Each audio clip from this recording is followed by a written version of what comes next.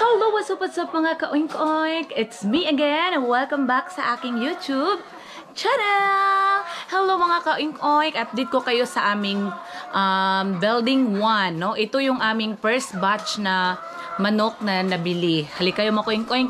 Itutour ko kayo. Ngayon ay alas 10 pa lang ngayon ng umaga. At ayan na mga ka-oink-oink. Nakikita nyo yung mga eggs. Ayan. So, dito pa mga ka-oink-oink. Ayan yung mga eggs nila. Kita nyo? Yun. So, alas 10 pa lang mga ka-oink-oink. So, yung first harvest namin ay alas 11. So, dito, marami ng eggs. Kita nyo mga ka-oink-oink. Ayan pa sa taas. Ayan. Diba? So, ito yung sa building namin, no, building 1 namin. Ayan. Yan. Yan. So, bumili din kami ng manok mga ka-oink-oink na lalaki. Ayan, oh. Ayan, lalaki. Yun. Kasi, mag-ano na kami mga ka-oink-oink. Magpapisa. Kami na yung magpapisa para sa next na gagawin namin building ay hindi na kami bibili ng RTL. Kami na lang. Kita nyo? Ayun. At ito pa sila. Ayan ang mga ka-oink-oink, oh. Ayan yung mga eggs. Kita nyo? Yan. So, dito. Ayun pa. Yun yung mga eggs. So, mas marami talaga mga ka-oink-oink din sa building 1. O building 2. Yan, sa bago. Ang daming eggs din talaga. Kasi sa kada harvest namin, alas 11 pa lang ng umaga ay aabot na kami ng 410 eggs a day. 410 eggs. Alas 11 pa lang maka-harvest na kami dun sa kabilang building. So, ito yung update mga ka-oink-oink. So, kung nakikita nyo mga ka-oink-oink ko, walang langaw siya. Ayan, walang langaw kasi pinipressure wash lang namin yung mga ka-oink-oink, yung dumi para makatulong dun sa aming biogas kasi kailangan pa namin ng maraming dumi ng baboy at manok para sa biogas para makatipid din kami sa mga ka-oink-oink sa gasol. Yan. Okay. So, punta tayo ngayon sa kabilang building. Ito sa pangalawa, sa bago. Harvest tayo doon mga ka-oink-oink. Hello mga ka-oink-oink! Nandito na ako sa building 2. So, meron kasing natatanong isa sa mga subscriber ko na kung ano daw yung sukat ng aming building 2. Ayan, ito yung building 2. So, malawak to siya mga ka-oink-oink ko. Ayan. So, yung sukat nito is 18 by 43 feet. Ayan. So, ang 18 by 43 feet, kasya na ang 480 heads na ready to lay chicken. Ito mga ka-oink-oink, 480 heads to. Ayan. So, kasya. And then, meron pang space dito. Ayan, oh.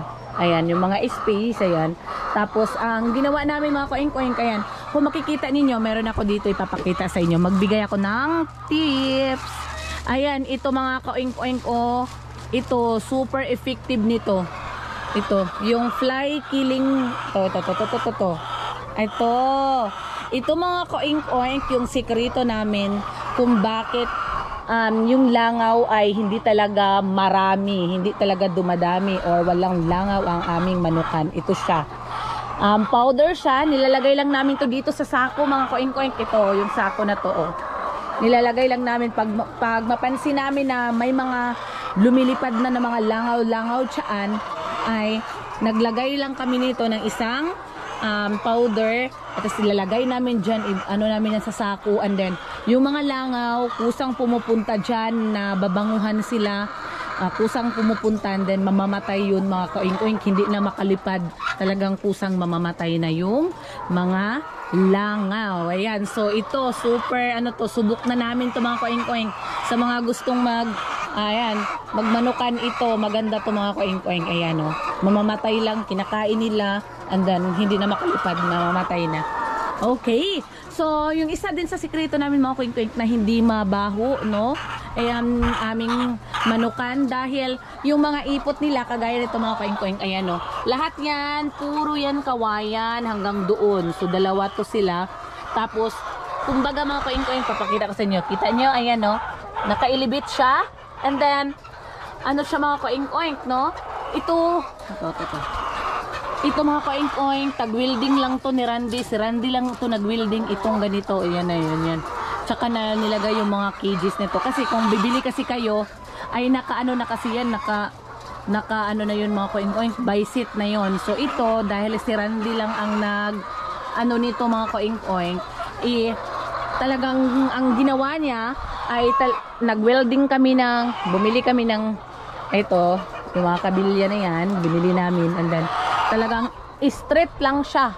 Ayan, hindi na yan siya by set kasi kami na nag-assemble. O, kita nyo mga ka-oink-oink, ayun o. Ayan, maghakot ka na. Ayan.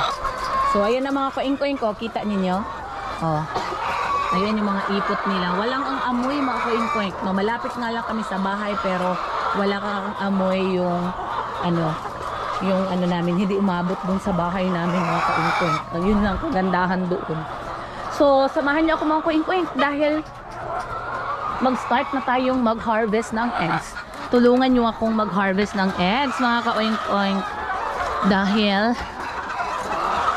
nag-day off ngayon ang aking kasama sa bahay. So, wala tayong choice kundi tayo na ang mag-harvest. So, alam niyo mga ka-oink-oink, ito mapuno ito, dalawang basket mapuno ito. So, ang mapasok nito is nasa 400 ka eggs ang mapasok dito. So, makaya pa lang mga ka-oink-oink yung 400 kasi naman, mostly mga small pa sila, medium, mga maliliit pang itlog. Pero kunti na lang yung mga ka-oink-oink piwi namin. So, mostly small and medium na. Tapos meron na din kaming maha-harvest na pakunti-kunti na large. Yan. Kita nyo? So, ganyan kagwapa ang amo eggs. So, ayan. Enjoy lang ako mga ka-oink-oink talaga dito pag magha-harvest na. Ang sarap talaga mga ka-oink-oink sa pakiramdam kapag maka-harvest ka na araw-araw. Ayun. Malaki na. Ayan na. Ayun siya. Hello! Hello! Ayan na yun siya. Okay.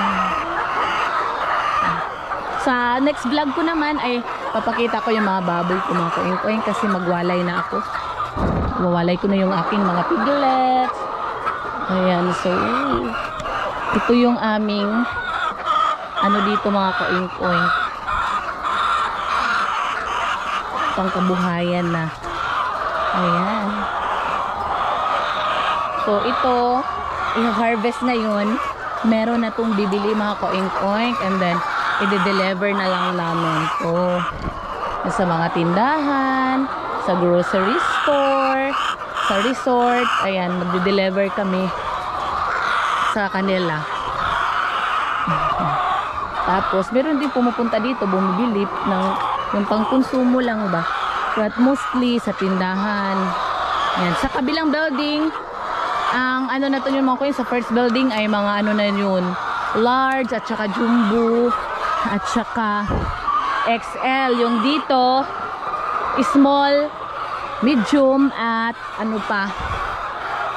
small, medium at merong pa kunti-kunti large. Dami ko ng pawis. Tingnan mo kikoy ko, dami ko ng pawis. Tara, let's di ka na mabibigay. Ayan. So, yan na yung harvest ko. Yan na yung mga harvest ko. Masaya lang. Ayan. So, hindi natin maiwasan mga ka-oink-oink na merong crack eggs. Ayan. Pero yung crack eggs na amin ay mabinta din to mga ka-oink-oink eh. Meron bumibili ng crack eggs. Minsan, kinukonsumo na lang namin kasi kunti lang naman mga ka-oink-oink. Sige, ito, isa lang. Meron mga crack eggs sa iba pero hindi man masyado madami. That's normal. Normal lang yan siya na meron mga crack eggs.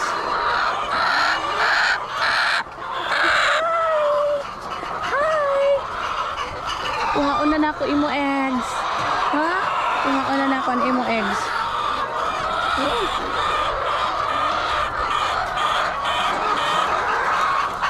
Ito large na to, large. Large.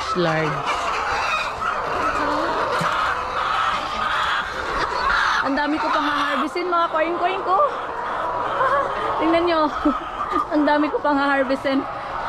Hindi pa ako nangalahati. Dito oh. Meron pa naiwan. Diyos ko day. Hindi pa manangalahati ako. Oy.